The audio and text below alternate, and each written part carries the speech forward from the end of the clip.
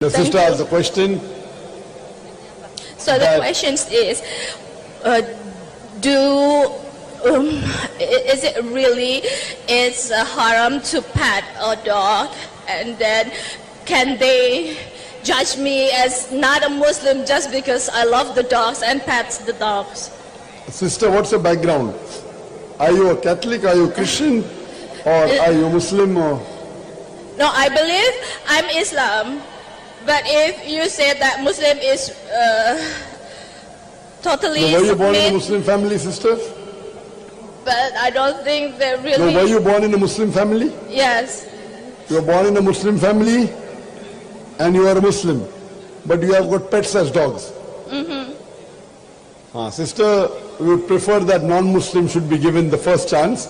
But since you have come, I will answer your question.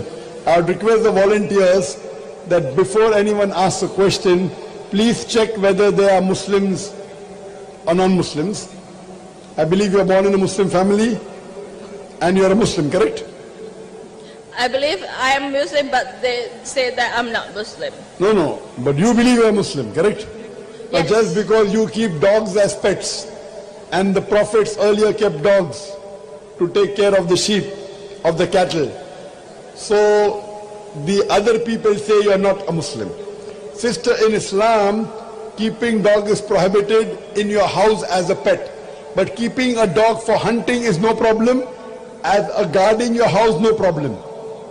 So what the prophets used to take dogs was to keep the flock of the cattle together, that is permitted.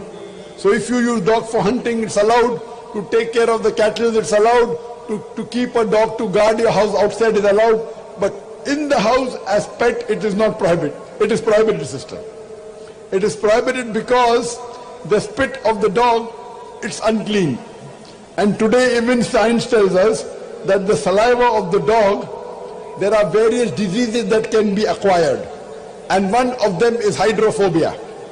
Hydrophobia means fearing of water. So Islamically, keeping a dog as a pet is wrong. Now, if you keep a dog and you believe it is wrong, that's a different question. You may not be a practicing Muslim. But someone to say you are not a Muslim, that's a very strong statement. Just because one person doesn't follow some portion of the Quran or some portion of the Hadith, as long as you believe there is one God and you believe Prophet Muhammad is the messenger of God, as long as you don't do kufr, you cannot be called a non-Muslim, sister. As long as you agree, you have to agree what is mentioned by the Prophet, that keeping dog is prohibited because it leads to various diseases. Keeping a dog. You can keep him to guard your house, you can keep him to protect your cattle, no problem. But Islamically, keeping a dog is wrong. That's the reason a Prophet said that if the dog licks any vessel, you have to scrub it 3 times with earth. And today science says that even normally if you wash a vessel which the dog has licked, the germs are yet there. Only if you clean it with the earth does it go away. So imagine a dog comes into a house and he licks everywhere, he licks you and you are praying in that house. So but naturally it is filthy, sister. So Islamically to keep a dog as a pet in your house is prohibited, sister. Hope that answers the question. Okay, thank you. But outside is okay, right? Outside as dog for hunting, for protection, not as a pet.